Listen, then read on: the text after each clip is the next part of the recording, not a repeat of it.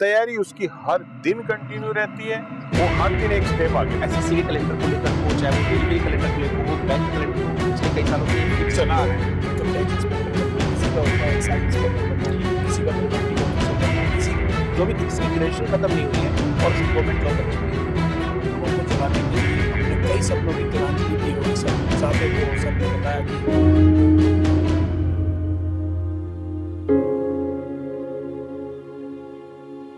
नमस्कार मेरे प्यारे बच्चों, आज हम जुड़ चुके हैं शेखावाटी ग्रुप ऑफ इंस्टीट्यूशंस के चेयरमैन सर आदरणीय रंजीत सर के साथ और कंपटीशन क्लासेस के हेड नितिन सर के साथ। जानने की कोशिश करेंगे कि विगत वर्षों में कंपटीशन का क्या प्रारूप था और कंपटीशन ने सेंट्रल लेवल पर और स्टेट लेवल पर किस तरीके से अपने आप में चेंज लेकर आए। तो सबसे पहले तो मैं ये जानने की कोशिश करूंगा नितिन सर आपसे कि पहले और अब में सरकारी नौकरी में क्या चेंजेस आए हैं। सभी छात्रों को मेरा प्रणाम। अगर हम बात करें सर पहले की तुलना में और अब की तुलना में, फर्क सबसे बड़ा तो यही है कि पहले जो कैलेंडर था वो फिक्स नहीं था कि कभी भी कोई वैकेंसी आ रही है। उसको देखते हुए बच्चे का ये डिसाइड नहीं कर पा रहा था बच्चा कि आखिर एग्जाम की तैयारी किस वे में की जाए और किस समय को निर्धारित करते हुए किया जाए, क्योंकि ये समय निर्धारित नहीं होता था। एग्जाम जो होता था वो कभी हो रहा है कभी नहीं हो रहा है, इस वर्ष होगा कि नहीं होगा, कोई भी पर्टिकुलर फिक्स टाइम नहीं था। लेकिन पिछले 2 साल से अगर देखा जाए तो सरकार ने काफी चेंजेस किए हैं, चाहे वो एसएससी के कैलेंडर को लेकर हो, चाहे वो रेलवे के कैलेंडर को लेकर हो, बैंक का कैलेंडर तो पिछले कई सालों से फिक्स चला आ रहा है। और खास तौर पे इस बार जो राजस्थान जो कैलेंडर था, जो राजस्थान की जितनी भी स्टेट गवर्नमेंट जॉब है, वो सारे के सारे कैलेंडर पूरा का पूरा फिक्स कर दिया है कि किस डेट में एग्जाम होगा, कब फॉर्म भरे जाएंगे, कब परीक्षा होगी, कब रिजल्ट निकलेगा, सब कुछ डिक्लेयर कर दिया है। तो बच्चे का क्या होता है कि एक टाइम फिक्स होता है, उसका टारगेट होता है कि हमें एग्जाम टारगेट करना है, बिल्कुल, और उसको टारगेट करते हुए वो बच्चा आराम से उसको प्रैक्टिस कर सकता है, उस पर मेहनत कर सकता है और उस एग्जाम को वो बीट कर सकता है। बिल्कुल। अपन ने राजस्थान के में तो कोई कैलेंडर था ही नहीं, वैसे पिछले 1-1.5 साल से कैलेंडर के बारे में चर्चाएं होने लगी। देखिए क्या होता है कि जब तक कैलेंडर नहीं होता तो यूथ का समय बर्बाद होता है। बच्चे ने ग्रेजुएशन कर लिया, ग्रेजुएशन के बाद उसको कंपटीशन देना है, बच्चे ने +2 कर लिया, उसके बाद उसको कंपटीशन देना है। जब तक टाइम फ्रेम फिक्स नहीं होगा, विद्यार्थी एक फिक्स मतलब जो बोलते हैं ना माइंड से तैयारी नहीं कर सकता। बिल्कुल वो इतना परेशान होता है, वो उसके लिए एम नहीं कर सकता। बिल्कुल बिल्कुल। क्योंकि हमें हमें जो है ना सबसे बड़ी कीमती चीज है। अब आज सबसे बड़ी चीज है कि कैलेंडर फिक्स हो गए, और ये कैलेंडर फिक्स एक बार कोई चीज हो गई तो हमेशा फिक्स ही रहनी है, उसमें कोई चेंजेस नहीं है। नंबर ऑफ वैकेंसीज ऊपर नीचे हो सकती हैं। तो अब आज यूथ बैठ के आराम से सोच सकता है किस कंपटीशन की तैयारी करनी है, कैसे बनना है, कैसे नहीं बनना है। तो कैलेंडर फिक्स होने से बहुत सारी चीजें बच्चों में क्लियरेंस आ गई है। प्लस कैलेंडर में कोई एग्जाम्स का क्लैशिंग नहीं है।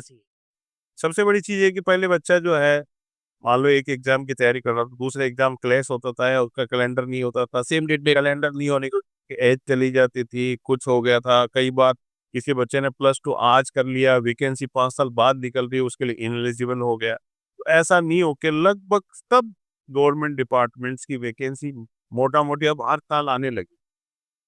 तो कोई बच्चा आज की तारीख में 10+2 कर रहा है तो अगले 3 साल की प्लानिंग भी वो कर सकता है, 5 साल की प्लानिंग भी वो कर सकता है, 1 साल की प्लानिंग भी वो कर सकता है, क्योंकि उसको पता है कि वो वैकेंसी अगले साल भी आनी है। मैं अगर 1 साल तक उसकी तैयारी करूंगा तो 1 साल बाद इस समय फॉर्म आएगा, फॉर्म भर के और परीक्षा दे दूंगा और वो अपनी कंपटीशन तैयारी।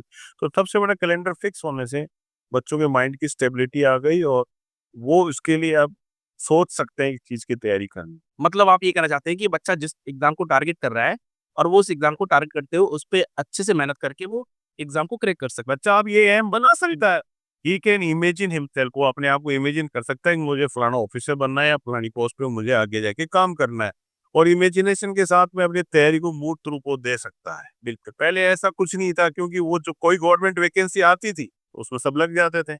अब एक साथ बहुत सारी वैकेंसी जा रही है और डिपार्टमेंट वाइज वैकेंसी जा रही है। बिल्कुल, तो मतलब बच्चों के लिए एंडलेस अपॉर्चुनिटीज हैं। बिल्कुल सहमत हूँ। बहुत शानदार तरीके से सर ने बताया, जैसा कि सेंट्रल की नौकरी में तो कैलेंडर पहले से ही जारी हो चुके थे। एसएससी अपने कैलेंडर लगातार पिछले विगत वर्षों से जारी कर रहा था। बैंकिंग भी ऑलमोस्ट एसएससी से पहले ही अपने कैलेंडर जारी कर रहा था, मगर पहली बार राजस्थान गवर्नमेंट का कैलेंडर देखने को मिला और इसी साल 2025 में 80,000 वैकेंसीज का जो लक्ष्य लेकर सरकार चल रही है, तो कहीं न कहीं जो 52,000 वैकेंसीज 12th के लेवल पर निकाली हैं, 28,000 वैकेंसीज हेल्थ डिपार्टमेंट में निकली हैं, 41,000 टीचिंग डिपार्टमेंट टीचिंग डिपार्टमेंट से निकली है।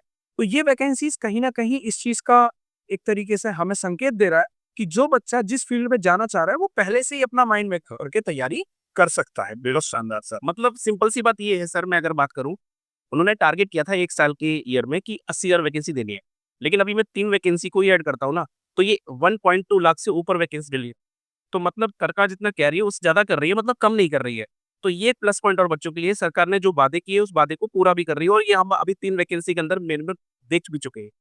अतः नितिन सर, एक इस क्रम में एक चीज़ और मैं जानना चाहूँगा आपको कि जब कैलेंडर जारी हो जाता है और पहले से पता चल जाए, तो ऐसे में स्टूडेंट अपनी तैयारी को किन-किन आधार पर अच्छे तरीके से परफ़ॉर्म कर सकता है, अपने आप को किस तरीके से स्टेबल कर सकता है, किस तरीके से वो अपने टारगेट को अचीव कर सकता है? देखिए, जैसे कि हम बात करें कि हमें पता है कि पूरे साल में इस महीने में ये नोटिफ़िकेशन आना है, ये वैकेंसी आएगी और इसका एग्ज़ाम अब होगा, ठीक है? तो बच्चे को तो पहले से ही पता है। लेकिन कोई बच्चा अगर जैसे तैयारी करता है, उसका नोटिफ़िकेशन आउट हो गया, तो उसको टाइम मिल रहा है 5 टू 6 मंथ्स का नोटिफ़िकेशन आउट होने के बाद, ठीक है? अब अगर 5 मंथ्स का उसको टाइम मिल रहा है, तो 5 मंथ्स में बच्चा क्या करता है, पहले से अच्छे से उसको प्रिपरेशन करे, हर सब्जेक्ट को बेसिक से लेके उसको पढ़ना चाहिए, ठीक है?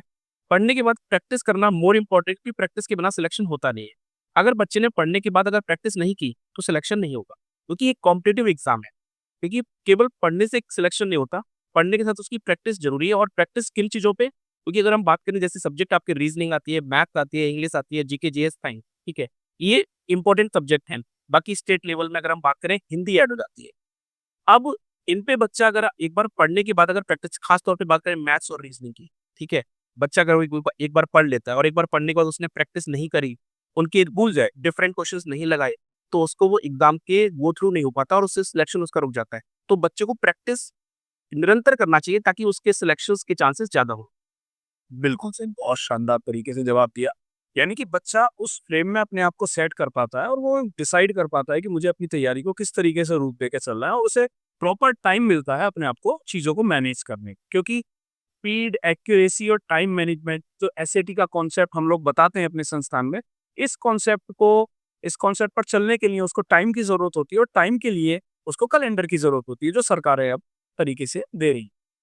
अच्छा सर, एक सवाल मेरे मन में, ये डिग्री के साथ-साथ कॉम्पिटिशन की तैयारी का जो आपके मन में सपना था, ये कैसे आया और इस सपने को किस तरीके से आपने साकार करने के लिए क्या-क्या हर्डल्स आई और क्या आपके मन में था कि इस चीज़ को लेके किस तरीके से आप आगे बढ़े थे? देखिए, अपन लोगों ने ये पिछले साल शुरू कर दिया था जी। और सक्सेसफुली 1 साल से ये चल रहा है।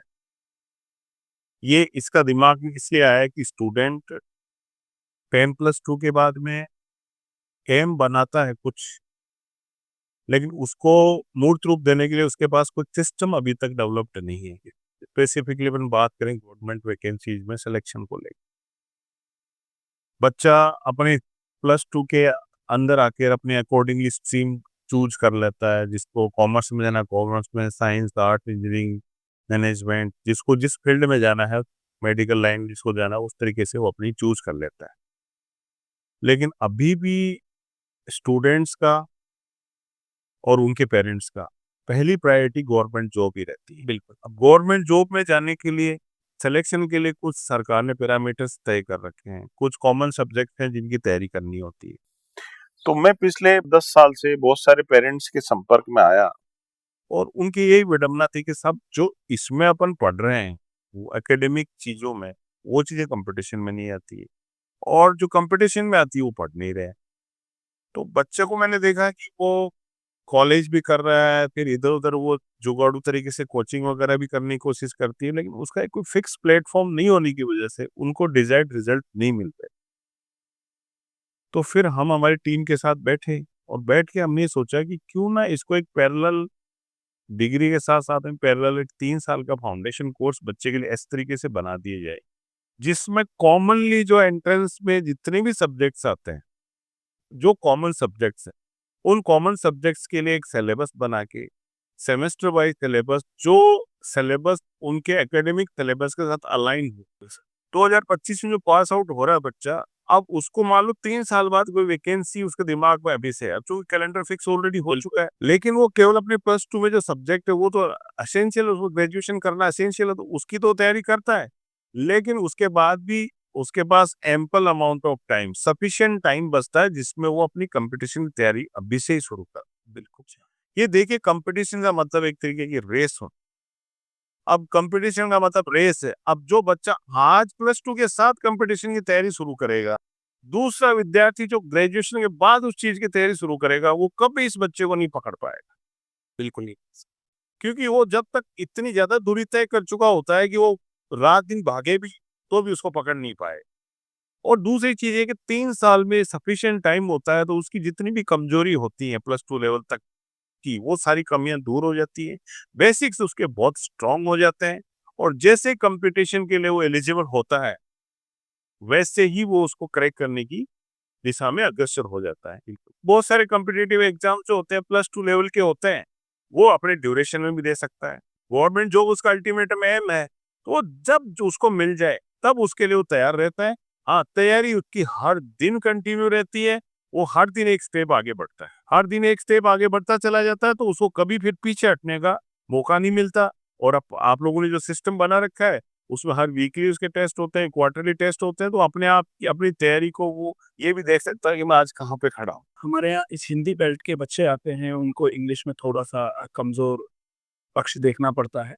ऐसे में नितिन सर, मैं आपसे जानना चाहूँगा कि कुछ बच्चे एसएससी की तरफ अपना मुख मोड़ लेते हैं, कुछ बच्चे बैंकिंग की तरफ जिसमें इंग्लिश का बहुत ज़्यादा इम्पोर्टेंट रोल होता है, और बहुत सारे बच्चे साथ के साथ राजस्थान, क्योंकि बढ़ता कॉम्पिटिशन है, वो सारी चीज़ों की तैयारी करते हैं। तो ऐसे में आप सर उन बच्चों से क्या कहना चाहेंगे जो बच्चे अभी 12th पास करेंगे या इन्होंने 12th के एग्जाम दिए हैं और 12th का एग्जाम पास करने के बाद वो Shekhawati group of institution Sikar में किसी भी ग्रेजुएशन कोर्स में अपना एडमिशन लेना चाह रहे हैं, तो उन बच्चों को हम किस तरीके से मैनेज करते हैं कंपटीशन के साथ साथ, डिग्री कोर्सेज के साथ साथ? सर उस पर एक बार बताएं। देखिए, आज की डेट में ग्रेजुएशन करना बहुत बड़ा टास्क नहीं है, ठीक है? अगर एक बच्चा मेरे हिसाब से कि डेली अपनी वो क्लासेस कर रहा है कॉलेज की और 2 घंटे अगर वो घर पे दे रहा है, तो कॉलेज उसका ईज़िली हो जाता है।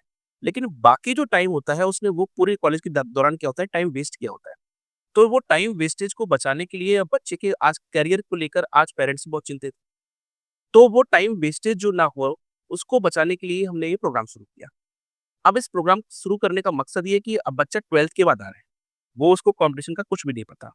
हमने इस प्रोग्राम को डिज़ाइन ही इस तरह से किया है कि बच्चा कॉलेज भी करे और उसको किसी तरह का कॉम्पिटिशन में बर्डन ना पड़े। अब बर्डन कैसे नहीं पड़ता, क्योंकि कॉलेज क्लासेस जो चलती हैं वो आफ्टरनून तक। आफ्टरनून के बाद हमारी क्लास चलती है कॉम्पिटिशन की। अब बच्चे के पास सफिशिएंट टाइम होता है। हमने इस कोर्स को डिज़ाइन इस तरह से कर रखा है कि बच्चे के ऊपर किसी तरह से बर्डन ना आए। बेसिक से लेके हम शुरू करते हैं, मतलब कोई भी सब्जेक्ट होता है उसको बेसिक से शुरू करते हैं ताकि बच्चा उसकी एबीसीडी समझ सके, क्या होता है, ठीक और है? वो भी जब उसकी यूनिवर्सिटी की परीक्षा आ जाती है तो उसको ऑफ कर देते हैं उसको ऑफ कर देते ताकि उसको उसमें डिस्टरबेंस नहीं हो। तो बेसिकली उसकी जो एकेडमिक स्टडी है उसके अनुसार उसको उसमें ऐसे हैम्परिंग डाल दिया गया है कि बच्चे को कहीं कोई समस्या नहीं हो। समस्या नहीं आती। दूसरी सर- बात, जैसे कि अगर हम बात करें 12th बेसिस पे, हाँ। 12th बेसिस पे आपके एसएससी की बात करें तो एसएससी सीएचएसएल का एग्जाम हो गया। हाँ। आपका 10th बेसिस पे एमटीएस का एग्जाम आता है, एसएससी जीडी का एग्जाम आता है, रेलवे में आपका एएलपी आता है, हाँ। आपका रेलवे में आपका ग्रुप डी आता है, ठीक है? रेलवे में आपका एनटीपीसी आता है जो 12th बेसिस होता है। स्टेट लेवल में आपकी बहुत सारी एग्जाम है जो 10th और 12th बेसिस पे है। तो बच्चा 3 सालों के अंदर, जरूरी नहीं कि उसका अगर एम है कि 2 साल में मुझे सिलेक्शन लेना है, तो 12th बेसिस पे क्लर्क लेवल की जॉब है और जो भी 45 से 50 हजार रुपए जो दे रही है। और अगर हम बात करें उसके 12th बेसिस पे, आज कहीं भी अगर वो प्राइवेट सेक्टर में जाता है ना, कहीं भी कोई इसको इतना अमाउंट नहीं देगा।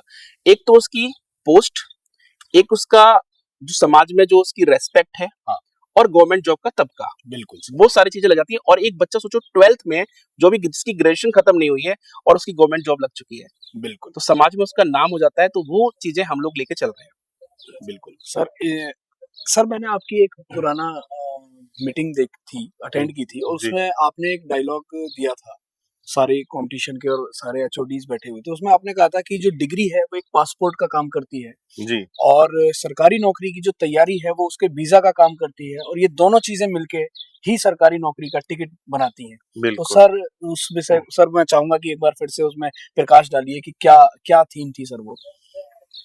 वो थीम यही है कि स्टूडेंट ग्रेजुएशन की तैयारी के साथ साथ उसका एम यही होता है। ग्रेजुएशन कई बहुत सारे विद्यार्थी तो ग्रेजुएशन करते इसलिए कि उनको सरकारी ऑफिसर बनना है। बिल्कुल सर। तो जब उसका एम सरकारी ऑफिसर ही बनना है तो उसको कॉलेज ऐसी चुननी चाहिए जहां पे ये सब दोनों सुविधाएं एक साथ उपलब्ध हो। बिल्कुल सर। सही वीजा से ही सही देश में एंट्री मिलती है, वैसे ही सही कॉलेज के सिलेक्शन से ही उसको सरकारी नौकरी की तरफ वो अग्रसर होगा। गवर्नमेंट जॉब जिनका एम है, जिन्होंने एम बना लिया, अगर वो उसके लिए तैयारी करेंगे और कल को खुदा ना खास्ता 1% उनको जॉब मिलती भी नहीं है तो उनकी स्किल्स इतनी इंप्रूव हो चुकी होंगी कि वो प्राइवेट क्षेत्र में भी पीछे नहीं बहुत आगे जाएंगे, रहे, बहुत आगे जाएंगे। कि देखो एक्चुअली क्या होता है कि जब बच्चा कॉम्पिटिशन की तैयारी करता है तो उसकी अच्छा, आजकल अपने डिस्कस करें तो प्राइवेट वाले कौन से बिना कंपटीशन के लेते हैं? नहीं करते। और अगर अच्छे संस्थान में उसको जाना है तो कंपटीशन तो उसमें भी होता है, और स्किल्स तो उसमें भी चेक एक करते हैं। सीट पे कम से कम 100 लोग होते हैं, एक सीट पे 100 लोग होते हैं। हाँ, तब उसमें से एक चूज किया था कि ये बेस्ट है हमारी कंपनी के लिए। बिल्कुल। ठीक है, अपने यहाँ भी जैसे कैंपस प्लेसमेंट के लिए कंपनी आती है तो सबसे पहले आती है रिटन एग्जाम लेते हैं, उसका जीडीपीआई करते हैं वो लोग। तो वो सब चीजों में हर जगह ये जो कंपटीशन का स्किल तो हर जगह जरूरत पड़ेगी। तो उसके जो भी पढ़ाई वो करेगा उसमें उसका नुकसान कहीं नहीं। अच्छा नितिन सर, जो हमारे फर्स्ट ईयर के स्टूडेंट्स हैं वो सिर्फ शेखावाटी कॉलेज को कॉलेज ही नहीं मानते, वो उनका कहना ये है कि शेखावाटी कॉलेज हमारा एक लॉन्चिंग पैड की तरह काम करता है। तो मैं एक छोटा सा क्वेश्चन है जो सभी लोगों के स्टूडेंट्स के मन में आ रहा होगा कि कॉलेज डिग्री कोर्सेज के साथ साथ हम कंपटीशन की जो क्लास चला रहे हैं उसके टाइम को किस तरीके से सर मैनेज कर रहे हैं, क्योंकि टाइम को मैनेज करना बड़ी बात है। तो सर देखिए, क्या हमारी स्ट्रेटजी रहती है? वो मैं बच्चों से 1 to 1 बात भी करता हूँ, डिस्कशन भी होता है। कई बार बच्चों को ये लगता है कि टाइम ज्यादा हमारा जो जा रहा है, बट आपको पता है कि एक दिन में 24 घंटे होते हैं। बिल्कुल सर। ठीक है, और कॉलेज प्लस कंपटीशन को अगर दोनों को मिला देते हैं तो हम 7 आवर्स लेते हैं उनके। यानी कि उसके बाद बच्चों के पास 17 घंटे बचते हैं। 17 घंटे में उसका सोना खाना पीना सब निकाल दो, फिर भी उसके पास अपने 8 घंटे बच जाते हैं, जिसमें वो अपना स्पोर्ट्स एक्टिविटी कर सकता है, अपनी इंडोर एक्टिविटी कर सकता है, अपना दोस्तों से बात भी कर सकता है, अपने घर पे बात कर सकता है, अपनी पढ़ाई भी घर पे कर सकता है, अपनी प्रैक्टिस कर सकता है।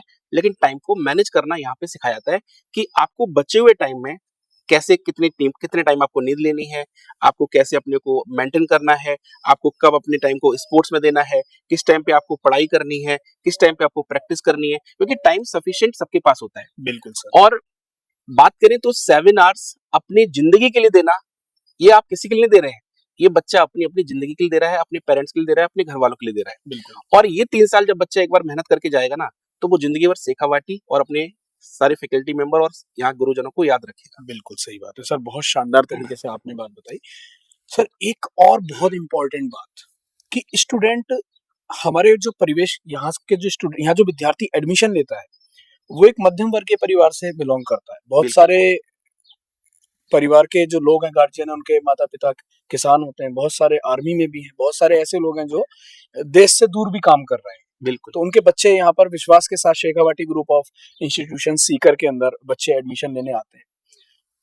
कुछ बच्चे ऐसे होते हैं जो अपना एम पहले से डिसाइड करते हैं, जैसे कि किसी का एम होता है इनकम टैक्स इंस्पेक्टर बनना, किसी का होता है एक्साइज इंस्पेक्टर बनना, किसी का प्रिवेंटिव ऑफिसर बनना, किसी का होता है कि राजस्थान सरकार में ही उसको आरएएस की तैयारी करनी है। सर ऐसे में हम उन सारे बच्चों को एक ही क्लास में किस तरीके से मैनेज करते हैं? हमारे एक कोर्स की जो बारीकियां हैं वो सर प्लीज आप एक बार बताइए कि हम उन छोटी छोटी चीजों को मैंने किस तरीके से डाइवर्सिफाई थोड़ी देर पहले ही ये डिस्कस किया था कि हम लोगों ने कोर्स की जो संरचना है वो इसी तरह से की है। हाँ। कि सबसे पहले हम फर्स्ट सेमेस्टर, यानी कि हमने टोटल 6 सेमेस्टर बनाए, क्योंकि 3 साल में सेमेस्टर होते हैं 6। बिल्कुल सर। सबसे पहले फर्स्ट सेमेस्टर में बच्चों को बेसिक्स सिखाते हैं, कंपटीशन के बेसिक्स क्या होते हैं, और बेसिक्स चीजों को समझा के बच्चों को मोटिवेट करता है ताकि उनको लगे कि आगे हम इसको कर सकते हैं। बिल्कुल। फिर हमारे आगे वाले जो 4 सेमेस्टर होते हैं उसमें बच्चे का सिलेबस आगे की तरफ ले जाते हैं। और मुझे नहीं लगता कि आज जो 2.5 साल बच्चा एक बार पढ़ रहा है उसका सिलेबस बेसिक्स लेके एडवांस लेवल तक कहीं भी किसी तरह की दिक्कत होगी। लास्ट के जो 6 महीने हमारे पास बचते हैं, जो लास्ट सेमेस्टर जो कॉलेज का भी होता है और हमारा भी लास्ट सेमेस्टर होता है, उसमें हमने इसमें प्रोग्राम को रखा हुआ है कि बच्चा सिर्फ रिवीजन करेगा 6 महीने के अंदर, वो प्रैक्टिस करेगा, लगातार टेस्ट सीरीज दे देगा। अब एक बच्चा अगर 6 महीने के अंदर लगातार टेस्ट सीरीज दे रहा है तो 150 प्लस टेस्ट सीरीज दे देगा वो 6 महीने के अंदर। उनके डाउट्स होंगे, उनके रिविजन्स होंगे, तो जब 150 बच्चा टेस्ट सीरीज देके जाएगा तो ऐसा कौन सा एग्जाम होगा जो बच्चा निकाल नहीं सकता? बहुत शानदार। वो भी है। दूसरी चीज है कि हर कोई भी कंपटीशन हो उसके बेसिक्स एक ही है। मतलब कुछ ऐसी चीजें होती हैं जो हर कंपटीशन का बेसिक होता है, अगर वो क्लियर नहीं कर पाएगा तो कहीं भी नहीं कर पाएगा। फिर कुछ कुछ चीजें हर कंपटीशन में अलग होती हैं, लेकिन 70% चीजें कॉमन है। तो कॉमन चीजों में अपन उसको परफेक्ट कर देते हैं, एडवांस चीजों के लिए उसके लिए एडिशनल क्लासेस लग जाती हैं, जिसको जिस कंपटीशन की तैयारी करनी हो। जैसे कि अभी का रिसेंटली एग्जांपल है, अभी राजस्थान में अभी ग्रुप डी की वैकेंसी आई है 53,000, ठीक है। अब जो बच्चा एसएससी के लेवल पे पढ़ रहा है अभी, क्योंकि अभी बात करें अगर लेवल में आरपीएससी या यूपीएससी के बाद सबसे बड़ा जो एग्जाम है एसएससी का है, बिल्कुल। उसमें 4 सब्जेक्ट आपके मेन है, रीजनिंग, मैथ्स, जीके जीएस और इंग्लिश, ठीक है। अब जो इसमें या ऐड क्या हुआ है, राजस्थान जीके ऐड हुआ है, ठीक है। एक पूरा आपका ओवरऑल इंडिया जीके जीएस हो गया, एक हो गया राजस्थान स्टेट वाइज। तो अब इस पे हमने कैसे मेहनत की है कि ये बच्चा 4 सब्जेक्ट तो पढ़ ही रहा है, लेकिन अब राजस्थान जी को कैसे कवर कराया जाए, तो हमने इस शेड्यूल को ना छेड़ते हुए संडे को एक्स्ट्रा क्लासेस रख दी हैं। 2 घंटा बच्चा अपने राजस्थान जी के आके पढ़ेगा, सिलेबस को कवर करेगा, जिसने भी फॉर्म भरा हुआ है वो उस एग्जाम को अच्छे से कवर कर लेगा और सिलेक्शन ले लेगा। ग्रेजुएशन ये के साथ साथ कंपटीशन की तैयारी के दौरान कोई भी कंपटीशन आता है, स्टूडेंट उसमें पार्टिसिपेट करना चाहते हैं, जो भी सिलेबस उसका कॉमन सिलेबस अलग होता है, उसके लिए अलग से तैयारी करा दी जाती है। जैसे अभी सीईटी हमारा मुख्य उद्देश्य यही है कि अर्लीस्ट उसकी जॉब लगे। बिल्कुल, जैसे आपको पता है सर, सीईटी अभी आया था लास्ट ईयर, है ना। तो हम लोगों ने लास्ट 1 मंथ में बच्चों को सीईटी की तैयारी कराई थी, ठीक है, क्योंकि हमारा इनिशियल स्टेज था। तो उस 1 मंथ के केवल प्रैक्टिस में, 1 मंथ की क्लासेस में 60% बच्चों ने सिलेक्शन लिया सीईटी के अंदर, सीईटी क्वालिफाई किया। और सीईटी अभी अगर बात करें तो सीईटी अब लोगों को, बच्चों को इंपॉर्टेंस समझ आ रही है कि सीईटी कितना इंपॉर्टेंट है, क्योंकि राजस्थान की जो पुलिस का जो भर्ती आई है उसमें सीईटी मांगा गया है। सीईटी के जिसने सीईटी क्वालिफाई किया है वही फॉर्म भर सकता है। अब जो पुलिस की भर्ती का सपना देख भी रहे हैं कि पुलिस की भर्ती हमें पानी है, वर्दी पहननी है, लेकिन सीईटी क्वालिफाई नहीं है तो वो नहीं भर सकता। तो उनको वैल्यू तब समझ नहीं आई, लेकिन आज समझ आ गई। तो इसी वजह से तो अपने इस बार बैच जो है 6 मई से स्टार्ट 6 मई से बैच स्टार्ट है इस बार का 6 मई 2025 को अपन बैच शुरू कर देंगे। और सबसे बड़ी बात कि इस बार जून जुलाई में फिर से सीईटी है। हाँ, इसी वजह से अपन चाह रहे हैं कि बहुत सारे बच्चे क्या है कि +2 के बाद बैठे रहते हैं, रिजल्ट आएगा उसके बाद देखेंगे, ये देखेंगे, वो देखेंगे, लेकिन जिसको सपना है उसके लिए तो एग्जाम खत्म हो गया तो उसको चालू करना ही ये चीजें। तो इसलिए अपन चाह रहे हैं कि जून जुलाई में जो सीईटी आ रही है, बच्चे को उसके लिए आप प्रिपेयर करके रेडी कर लेता है। बहुत सारी एग्जाम्स जो हैं उनमें वो कंपलसेशन है, उसके लिए एलिजिबिलिटी क्राइटेरिया है उसका, इसलिए सीईटी के लिए अपन ने इसलिए इतना जल्दी बैच शुरू किया है ताकि बच्चे अभी से तैयारी शुरू कर दें, तो जैसे ही सीईटी आए उसमें तुरंत क्रैक कर जाए। बिल्कुल। अच्छा आकाश सर, मेरे मन में एक क्वेश्चन आ रहा है, जैसे शेखावाटी कॉलेज की अगर हम बात करें, शेखावाटी ग्रुप ऑफ इंस्टीट्यूशंस है, एक कॉलेज नहीं एक इंस्टीट्यूशंस है, जहाँ पे लगभग अगर हम बात करें आज की डेट में 25 प्लस कोर्स चल रहे हैं। तो अब अगर हम बात करें कि बच्चा जब आता है कॉलेज में एडमिशन लेने के लिए, तो ग्रेजुएशन में उसके पास अलग अलग स्ट्रीम है, तो वो कौन से कोर्सेज के साथ वो कंपटीशन को इजी कर सकता है, और उस कोर्स के साथ अगर वो कंपटीशन लेता है तो क्या क्या अपॉर्चुनिटीज है उसके पास?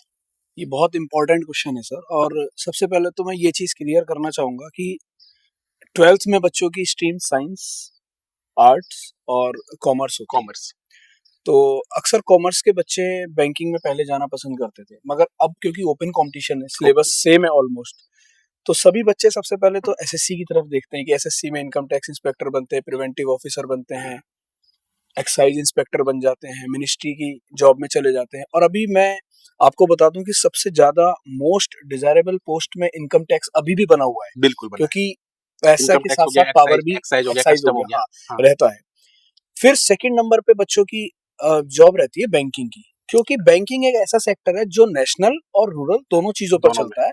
तो रूरल बैंकिंग में लैंग्वेज इंग्लिश का कोई बैरियर नहीं होता वहां पर, और वो सबसे ज्यादा इंपॉर्टेंट रोल प्ले करता है, क्योंकि वहां पर जब इंग्लिश आ ही नहीं रही है तो बच्चा मैथ और रीजनिंग के बिहाफ पर, क्योंकि जो किसान का बच्चा है, जो देसी बच्चा है, जो बिल्कुल देसी बच्चा है, वो लॉजिकल बहुत होता है। तो मुझे कहीं ना कहीं ऐसा लगता है कि वो मैथ और रीजनिंग के बिहाफ पर अपने कंपटीशन को क्रैक करके बैंकिंग जैसे सेक्टर में बैंक पीओ और बैंक क्लर्क की जॉब, सिक्योर जॉब ले लेता है। साथ ही साथ अगर मैं बीटेक वाले बच्चों की बात करूं तो आजकल एईएन की और जेईएन की वैकेंसीज बहुत ज्यादा आ रही है सर। और अभी जैसे गवर्नमेंट्स ने हमने देखा कि एआई का रोल बढ़ गया है गवर्नमेंट एसएससी सेक्टर्स एसएससी में में भी एसएससी जेई आती है, बिल्कुल आरआरबी जेई वैकेंसी बिल्कुल आती है ना, बिल्कुल सर बिल्कुल तो वो टेक्नीशियन की वैकेंसी हाँ आती है। तो डेटा साइंटिस्ट की जो वैकेंसी है वो गवर्नमेंट रोल पे भी डेटा एनालिटिक्स की वैकेंसी बहुत ज्यादा बढ़ रही है। तो चाहे बीसीए करो आप या बीबीए करो या आप बीटेक करो या बीए करो, बीएससी करो या बीकॉम करो, आप कोई सी भी ग्रेजुएशन में आप इवन मेडिकल में भी आप एनएचसी की वैकेंसीज बिल्कुल यहाँ पर आ रही हैं और दूसरी आपके हेल्थ डिपार्टमेंट में अब बहुत बहुत सारी सारी vacancy vacancy last year I है। 53,000 वैकेंसीज बिल्कुल, हेल्थ हाँ, डिपार्टमेंट ने हाँ। क्लियर करी हैं।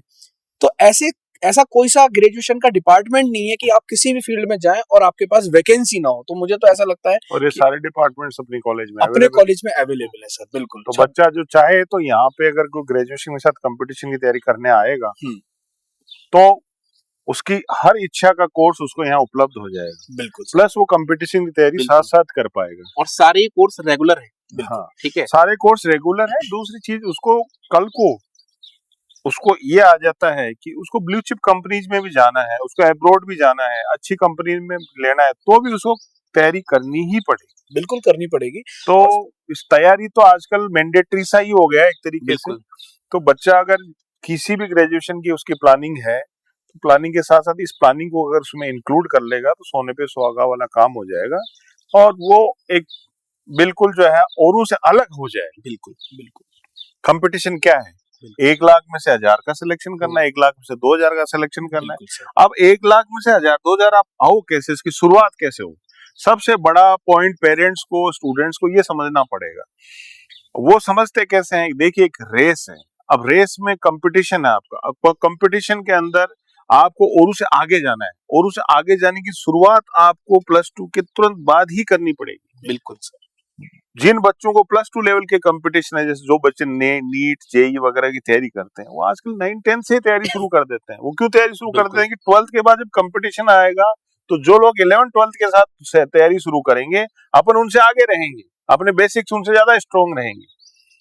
उसी कॉन्सेप्ट की तर्ज पे जो बच्चे को गवर्नमेंट जॉब चाहिए, ग्रेजुएशन के बाद उसको क्रैक करना है, उसके लिए फाउंडेशन कोर्स है, उसको अभी +2 के बाद ही तुरंत बाद शुरू करना पड़ेगा। तो उसको 3 साल में वो उससे इतना आगे हो जाएगा कि जब वो लोग दौड़ना शुरू करेंगे, जब तक वो आधा रास्ता तय कर चुका होगा, तो उसको कैसे पकड़ेंगे वो? तो अगर 1 लाख में 1000 का सिलेक्शन होना है तो उसके लिए कंपटीशन मात्र 5000 का रह जाएगा, क्योंकि 95,000 लोगों से तो आगे वैसे ही जा चुका हो, क्योंकि 95,000 लोग तो ग्रेजुएशन के बाद तैयारी शुरू करेंगे। अब 5000 में उसका सिलेक्शन करना बहुत इजी हो जाएगा। थोड़ी सी मेहनत, थोड़े से पुश से वो तुरंत सेलेक्ट हो जाएगा वहां पे। और ये वादा है अपना कि एक नहीं तो दूसरा तीसरा जो तो किसी न किसी कंपटीशन वो बिल्कुल फिट 100% हो जाएगा। और मैं सर छात्रों को एक बात और बताना चाहता हूँ कि हमारा जो कॉलेज है वो 24 वर्षों से राजस्थान का बहुत प्रतिष्ठित कॉलेज बना हुआ है। साथ ही साथ ऐसा कोई सा कोर्स नहीं है जहां से हमारे कॉलेज ने गोल्ड मेडलिस्ट हर साल, यूनिवर्सिटी टॉपर हर साल आते हैं। और हमारे कॉलेज का एलुमनाई सेल इतना स्ट्रांग है कि जो हमारे बच्चे होते हैं उनको हमारे सीनियर्स जो बच्चे पास आउट कर चुके हैं वो पूरा एक रोड मैप बना के उनके साथ लगे रहते हैं एक परिवार की तरह। और कॉलेज की जो स्थायी फैकल्टीज हैं, चाहे हम बीटेक डिपार्टमेंट की बात करें, चाहे हम बीसीए डिपार्टमेंट की बात करें जिसने पूरे राजस्थान में हल्ला बोल कर रखा है एकदम, और चाहे हम बीकॉम या बीबीए एमबीए डिपार्टमेंट की बात करें, हर एक फील्ड से हर एक स्टूडेंट्स की चाह रहती है कि वो अपनी तैयारी को इस तरीके से लेके चले कि वो सरकार में भी भागीदारी बना सके। बिल्कुल। तो सर 24 वर्षों में किस किस तरीके के चैलेंजिंग पॉइंट आपने देखे सर, उस पे भी एक बार सर बताएं कि क्या स्टूडेंट्स। मैं मेरी जो जर्नी 2001 से शुरू की थी एजुकेशन लाइन में, और मेरा शुरू से एम ये था कि देखिए मैं तो इंजीनियर बन चुका था। बिल्कुल सर। और मैं 2000 में इंजीनियरिंग कर ली थी, वो भी उस समय कंप्यूटर साइंस में इंडिया की टॉप कॉलेज से मैंने इंजीनियरिंग कर ली थी, और मेरा यूएस की अच्छी यूनिवर्सिटी में सिलेक्शन भी हो गया था। मैं बड़ा कंफर्टेबली अपना कंप्यूटर साइंस का यूएस में कैरियर बना के अच्छी लाइफ जी सकता था। लेकिन चूंकि मैं एक गांव के बैकग्राउंड से था, और जब मैं कॉलेज में गया और मैंने देखा कि उस जमाने में ग्रामीण परिवेश के बहुत कम विद्यार्थी इंजीनियरिंग करते थे, बहुत कम लोगों ने टेक्निकल एक्सपोजर लिया होता था। बिल्कुल। गांव के बच्चों में टैलेंट की कमी नहीं होती, गाइडेंस की कमी होती है, और उस गाइडेंस के अभाव में वो अपनी एनर्जी का सही यूटिलाइजेशन नहीं कर पाते। बिल्कुल जो गांव के बच्चे में मेहनत का जज्बा है वो कहीं पर भी आपको नहीं मिलेगा, क्योंकि वो पैदा होते ही मेहनत ही देखता है। फिजिकल और मेंटल दोनों मेहनत कर लेता हाँ, है वो मेंटली बहुत स्ट्रांग होता है बिल्कुल और हर चैलेंज को बहुत इजीली फेस कर सकता है। उसके साथ दिक्कतें क्या होती हैं, उसको स्कूलिंग में अच्छी एजुकेशन नहीं मिलती, प्रॉपर गाइडेंस इंग्लिश की उसके साथ बहुत कमजोरी होती है, टीचर्स उसको जो मिलते हैं स्कूलिंग के दौरान वो उतने अच्छे नहीं मिल पाते जो उसकी स्किल्स को उतना अच्छा इंप्रूव कर सकें, उसके एटमॉस्फेयर अच्छा नहीं मिलता, जिसकी वजह से वो सही गाइडेंस के अभाव में आगे चीजें कर नहीं पाता। तो जब हमने ये सब सिस्टम मैंने वहां जाके देखा तो मैंने ये सोचा कि क्यों न मैं अगर हमारे एरिया के कुछ हजार कुछ लाख बच्चों का पूरे जीवन में गाइडेंस करके और उनको अगर शिक्षा का जो महत्व है वो बता के और उनको जिंदगी को बेहतर बनाने में अगर कुछ भी योगदान कर पाऊं तो मेरा यह जीवन सफल हो जाए। बहुत सही उस उद्देश्य के साथ मैंने इस चीज को शुरू किया। सबसे पहले शेखावटी क्षेत्र में टेक्निकल एजुकेशन स्टार्ट करने वाला शेखावटी कॉलेज ही था। शेखावटी ग्रुप ने उस जमाने में बीबीए, बीसीए, एमबीए, एमसीए जैसे टेक्निकल कोर्सेज शुरू किए जब यहाँ किसी भी क्षेत्र में इनके कोर्सेज के बारे में अवेयरनेस नहीं थी। वो अवेयरनेस को हमने बनाया, लोगों को समझाया और आज हम प्राउडली कह सकते हैं कि वर्ल्ड का ऐसा कोई कोना नहीं है, वर्ल्ड की ऐसी कोई कंपनी नहीं है जहां हमारा स्टूडेंट नहीं। हर जगह वो लोग मिलते हैं। और शेखावटी कॉलेज की खासियत है कि वो वक्त की आहट को पहले ही भांप लेते हैं। पिछले 8-10 साल से मैं महसूस कर रहा था कि विद्यार्थी दिशाहीन होकर इस तरीके से कॉलेज कर रहे हैं, फिर कोचिंग के चक्करों में घूम रहे हैं, यहाँ घूम रहे हैं, वहां घूम रहे हैं, समय और पैसा दोनों उनका बर्बाद हो रहा है। देखिए, वक्त एक ऐसी चीज है वो जो लौट के नहीं आती। अभी आज अपन लोग बैठ के यहाँ डिस्कशन कर रहे हैं, ये वक्त भी गुजर जाएगा। बिल्कुल सर। तो वैसे विद्यार्थी को सबसे इंपॉर्टेंट चीज है उसको अपना समय देखना चाहिए कि मेरा समय कभी लौट के नहीं आएगा। समय जो गुजर गया आज का दिन गुजर गया, कल का दिन गुजर गया। तो अपने यहाँ क्या करते हैं कि बहुत धीमी रफ्तार से चलते हैं। जमाना बुलेट ट्रेन का है, रॉकेट्स का है। अब उस जमाने में अगर आप उसी धीमी रफ्तार से अगर तैयारियां करोगे तो कंपटीशन कैसे फाइट करोगे? सोचना आपको बहुत अर्ली पड़ेगा, +2 लेवल पे सोचना पड़ेगा। तो ये जो कॉन्सेप्ट अपन ग्रेजुएशन के साथ कंपटीशन का लेकर आए, देखिए ये कॉन्सेप्ट में जो बच्चा समय रहते एंटर हो जाएगा, वो देखेंगे कि जो साथियों ने ये मॉडल चूज नहीं किया वो कहाँ है 3 साल बाद, वो कहाँ है वो समय अपने आप बता देगा। इसलिए समय की मांग है ये, सरकारें खुद इसके अकॉर्डिंगली अपने आप को सरकारों ने अलाइन कर लिया। विद्यार्थियों के हितों को देखते हुए उन्होंने धीरे धीरे सबने कैलेंडर बना लिए और अब कोई ऐसी वैकेंसी नहीं है जो प्री डिफाइंड नहीं हो। सब कुछ सिस्टमेटिक, अगले 3-3, 5-5 साल की एडवांस में प्लानिंग होती है। तो विद्यार्थी का समय तो खराब होना नहीं है, क्योंकि अगर यही चीज आप 10 साल पहले लॉन्च करते, विद्यार्थी तैयारी तो कर लेता, लेकिन वैकेंसी नहीं, उस तैयारी का बढ़ता क्या कैलेंडर। लेकिन जब अब कैलेंडर बन गया तो ये बिल्कुल सही समय है उसको ये करने का। और ये एक्स्ट्रा में कर रहा है, वो जो उसने पहले से सोच के जो काम कर रखा है, मान लो उसको इंजीनियरिंग करनी है, उसको मैनेजमेंट करना है, उसको कुछ भी करना है, वो एम में तो अपन कहीं इंटरफेयर कर ही नहीं रहे उसके, वो एम तो चल ही रहा है, ये तो उसको एक्स्ट्रा मिल रहा है, एक्स्ट्रा बेनिफिट है। और उसी फील्ड में उसकी गवर्नमेंट जॉब मिल रही तो उससे बड़ा क्या हो सकता है? तो चेरी ऑन केक है भाई। बिल्कुल। तो देखिए, लाखों घरों के चिरागों को जलाने के लिए अपने कई सपनों की तिलांजलि दी होगी सर ने। चाहते तो सर ने बताया कि यूएस में बड़ी कंपनी में और अपनी लाइफ को बहुत अच्छे तरीके से, लेविश तरीके से जी सकते थे, मगर जिस क्षेत्र से, जिस माटी में सर पैदा हुए और वहाँ के हजारों लाखों घरों में चिराग जलाने के लिए सर ने एक बड़ा सपना देखा और उस सपने को साकार करने के लिए एक मजबूत टीम बनाई। सर, एक इसी बीच में मैं एक चीज और जानना चाहूंगा कि हमारे यहाँ टेक्निकल कोर्सेज बहुत फेमस है शेखावटी ग्रुप ऑफ इंस्टीट्यूशन के, जैसे बीटेक और बीसीए, बीबी, ये ऐसे कोर्सेज हैं जिनमें बच्चा बूम बना के एकदम एडमिशन लेता है जी। तो सर मैं चाहूंगा बताएं कि ऐसी कौन सी चीज है जो यहाँ के कॉलेज को बहुत ज्यादा स्मार्ट बनाती है? देखिए, टेक्निकल कोर्सेज से ही संस्थान की शुरुआत हुई है और टेक्निकल कोर्सेज में हमारे यहाँ बहुत अच्छी एक्सपर्टाइज है। शेखावटी क्षेत्र में अपना पहला इंजीनियरिंग कॉलेज है जो नेक से एक्रीडेटेड हुआ है। बिल्कुल सर। क्वालिटी की वजह से गवर्नमेंट ने हमें एक्रीडेशन प्रदान किया है और नेक अप्रूव्ड एकमात्र सीकर में इंजीनियरिंग कॉलेज है और साथ ही वेल स्टेब्लिश्ड लैब्स हैं, इंफ्रास्ट्रक्चर हैं, वेल क्वालिफाइड फैकल्टीज हैं और सबसे बड़ा 15-20 साल का एलुमनाई बेस है। बिल्कुल सर। जो अपने आप में ये कहते हैं कि जो बच्चे हमारे पहुंच गए कहीं पर भी, वो अपने जूनियर्स को जरूर मौका देते हैं और उन्होंने एक संस्थान की जो रेपुटेशन बनाई है, उस रेपुटेशन का फायदा विद्यार्थियों को जरूर मिलता है। इसी वजह से विद्यार्थी टेक्निकल कोर्सेज में एडमिशन लेने के लिए सबसे फर्स्ट प्रेफरेंस शेखावाटी को देते हैं। बहुत शानदार। ऐसी बहुत सारी चीजों से सुसज्जित कॉलेज है।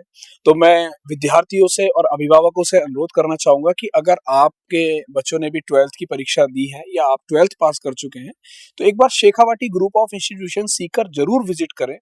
ऐसे तमाम रोड मैप शेखावाटी कॉलेज ने ऐसे तमाम कीर्तिमान स्थापित करे हैं जिन पर चलकर बच्चे ने सफलता पाई है। बच्चे के माता पिता को भी गर्व महसूस होता होगा कि हमारा बच्चा शेखावाटी कॉलेज ऑफ हमारा बच्चा शेखावाटी ग्रुप ऑफ इंस्टीट्यूशन से पढ़कर सिर्फ माता पिता का ही नहीं, अपने गुरुजनों का और अपने क्षेत्र का भी नाम रोशन करता है। एक बात सर मैं और कहना चाहूंगा। बिल्कुल सर। बच्चे ने जो भी ड्रीम्स देखे हों 12th के बाद कि मुझे ये करना है, तो सारे ड्रीम्स को पूरा करने में शेखावाटी कॉलेज आपकी मदद करता है और साथ ही साथ आपके गवर्नमेंट जॉब में सपने को साकार करने के लिए एक कदम हमेशा आगे रहता है। तो आप जरूर एक बार शेखावाटी कॉलेज सीकर में विजिट करें, ऐसा मैं आपसे अनुरोध करता हूँ। वो आए, कॉलेज में आए और कैरियर गाइडेंस लेके जाएं। एक ओपन डिस्कशन होगा, आपके लिए क्या बेहतर है, आपके लिए क्या नहीं है। तो अपने बच्चे के भविष्य के लिए 15-20 मिनट जरूर आदमी को निकालने चाहिए और जानना जरूर चाहिए कि दुनिया में चल क्या रहा है। तो कम से कम जो हमारी एक्सपीरियंस्ड लोग हैं यहाँ पे, उनसे आए, मिलें और अपने कैरियर के बारे में कैरियर गाइडेंस सेशन जरूर बुक करें। बिल्कुल। होप सो आज का ये डिस्कशन आप सभी लोगों को बहुत अच्छा लगा होगा। ऐसे ही नए डिस्कशन के साथ फिर मुलाकात करेंगे। तब तक के लिए अपना ध्यान रखिए। जय हिंद, जय राजस्थान, जय शेखावाटी।